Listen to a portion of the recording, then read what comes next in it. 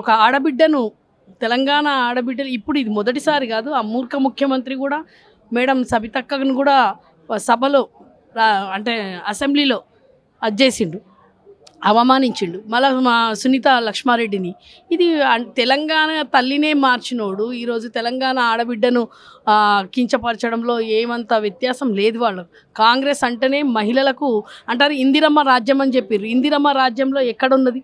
ఎక్కడ ఇందిరమ్మ రాజ్యంలో మహిళలకు ఏమి ఒక బస్సు ఒకటి పెట్టిండ్రు. ఈరోజు కళ్యాణ లక్ష్మి ఇస్తారు, ఏది లేదమ్మా. ఏ మొహం పెట్టుకొని ఇక్కడ జూబ్లీ హిల్స్కి వచ్చిండు ఆయన? ఓటు ఏ మొహం పెట్టుకొని అడుగుతాడు? 2 ఏళ్లలో ఏం చెప్పి వచ్చిండు, ఏమి ఇచ్చిండ్రు? అవన్నీ నెరవేరుస్తే ఇప్పుడు ఓటు అడగొచ్చు. అవన్నీ ఏమీ లేదు, గుండు సున్నా ఉన్నది.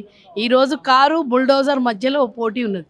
కాంగ్రెస్ మనం అంటారు కదా బీఆర్ఎస్ మధ్యలో కాదు. కారు వస్తే మన ఇండ్లు బుల్డోజర్లు రావు, కారు రాకపోతే బుల్డోజర్ వస్తాయి. ఖచ్చితంగా ఇక్కడ కారు ఉన్నది, బుల్డోజర్ని రానియరు. తప్పకుండా మా సునీత మేడం గెలుస్తారు. గోపన్న ఆశయాలను ముందుకు తీసుకొని పోతారు.